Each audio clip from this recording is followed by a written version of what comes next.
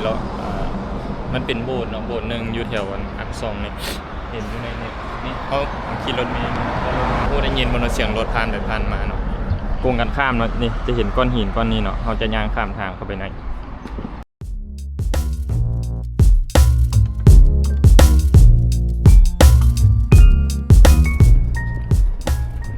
นี่มันจะเป็นก้อนหินก้อนนี้เนาะอยู่นี่ทั้งข้างนี่ก็จะเป็นปั๊มน้ำมันเป็นอย่างไร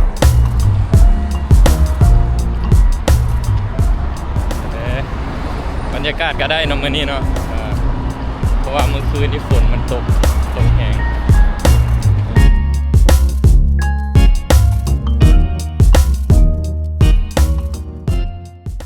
บรรยากาศเย็นสบายเนาะโอเคเนาะก่อนสิไปเฮาก็จะเกี่ยมซับไทยก่อนเนาะมีเขาสิไปซื้อปังซื้อน้ำซื้อหยังเนาะอยู่ทางในย่านมันบ่มีม่านมีหยังเนาะมื้อนี้เฮาสิเน้นย่างเนาะว่าสิไปปีนเขาแต่ว่าเฮายังบ่ฮู้ว่าสถานที่นี่ดีเนาะก็เลยว่าสิมาโบสถ์ตัวนี้ลองมึงก่อนเห็นกับเจ้าทายลงอินเทอร์เน็ตเนาะงามก็เลยว่ามาเลาะเบิ่งว่าเป็นจังได๋สิงามคือในอินเทอร์เน็ตเขาทายลงบ่เนาะนี่ทางเข้าก็สิประมาณนี้เนาะโอเคเฮาไปซื้อเครื่องเกี่ยมไปกินทางในเลยซื้อน้ำซื้อปังซื้อหยังก่อนเนาะโอเค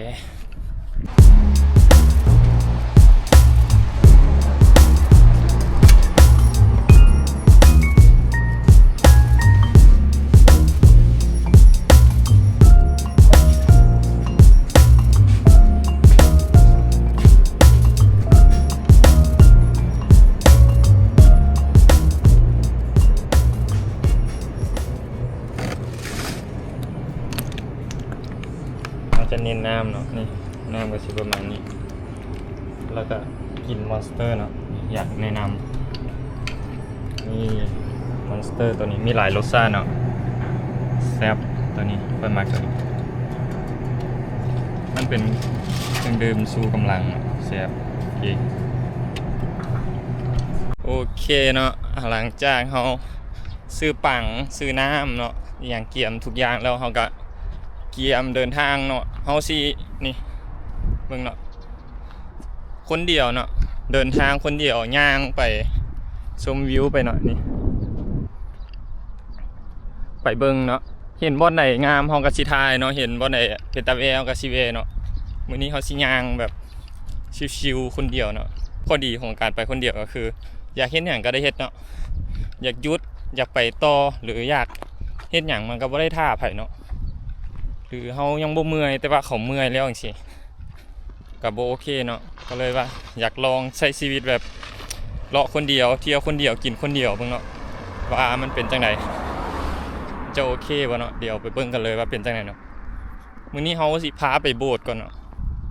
ว่ามันเป็นจังได๋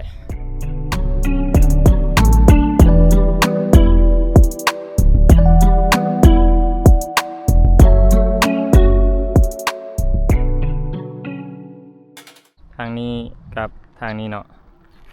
นี่จะเห็นป้ายเนาะชี้ซื้อไปเลยเนาะย่างซื้อขี่ซื้อสั่นเข้าเป็นเลยทางในพุ่นย่างซื้อเข้าไปทางในนี่เนาะ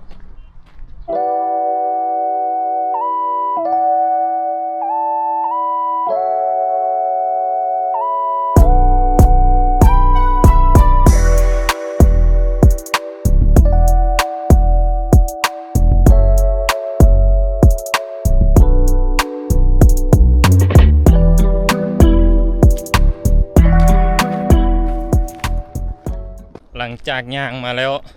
ประมาณ3-40 นาทีนี่แหละเนาะก็จะเห็นนี่บอนนี่แหละเนาะจะเป็นโบสถ์ตัวที่เขามาเลยแมนเบิร์ดนี่เลยเนาะนี่โอ้คนมาหลายขนาดเห็นว่ามีรถจอดเต็มเนี่ยโอเคเส้นนี้บ่ฮู้ว่ามีรถเมล์เข้ามาบ่เนาะแต่เขาย่างเข้ามาเนี่ยบ่เห็นจักคันเลยน่าจะบ่คือ น่าจะบ่ทรงคือว่ามีรถเมล์โอเคเนาะเข้าไปเบิ่งเลยทางในเป็นจังได๋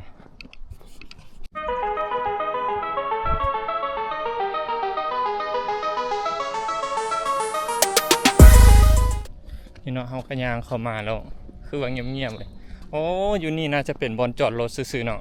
แต่ว่าโอ้อีกฝั่งหนึ่ง มันจะเป็นบอนนั้นที่กระเจ้าถ่ายรูปถ่ายอย่างเนาะ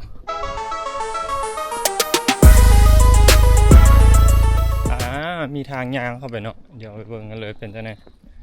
ทางข้างนี่เนาะนี่ทางข้างนี่ตัวที่กระเจ้าถ่ายลงเงินโลกโซเชียลอย่างเนาะมันจะเป็นสวนสาธารณะบ่ว้าวโคตรงามโคตรสงบเลย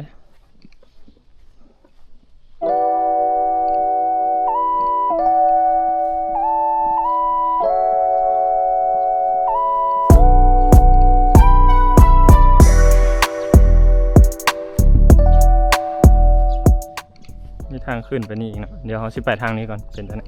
นี่เนาะโคตรงามเลยมีบุญมีวาสนาเลยเนาะได้มาฮอดมาเจอเพิ่น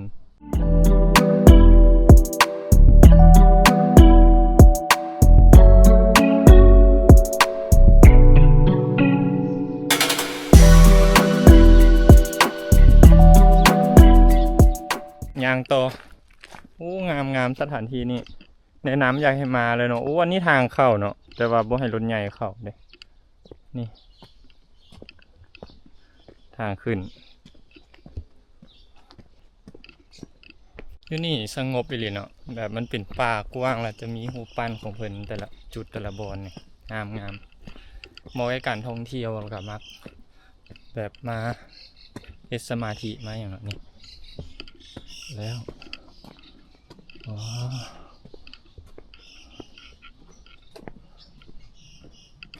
โอ้นี่ข้างหลังของเพิ่นโอ้มีตู้มีอย่างไรนั่ง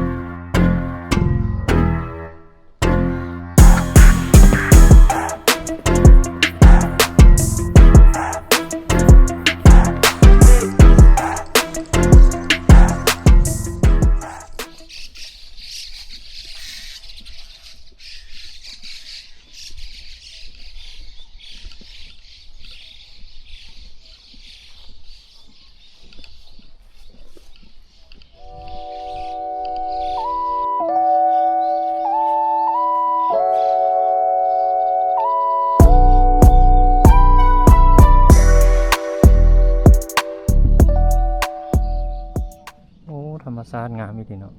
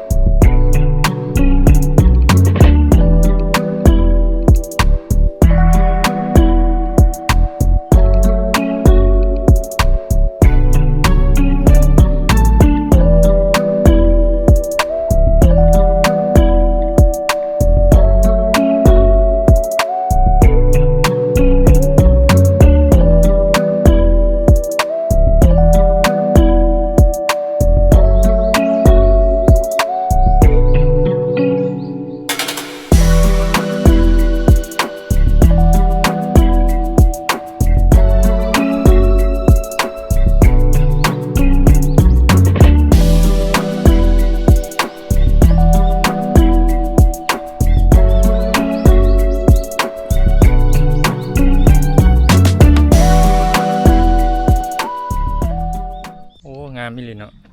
อยู่นี่แนะนำอยากให้มาโอ้ใจสงบค่ะอยู่นี่นะงาม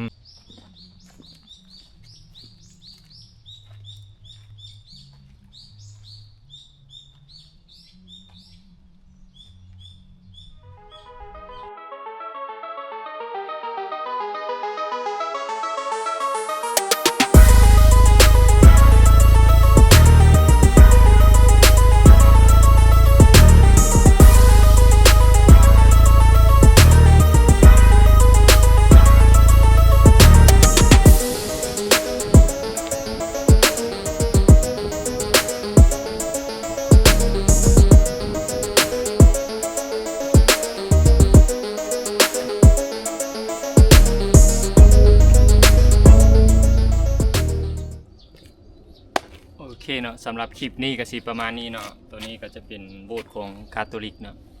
โอเคแม่นไผสนใจหรือว่าแม่นไผอยากมาเนาะก็สามารถมาได้เนาะธรรมชาติอยู่นี่งามเย็นแล้วก็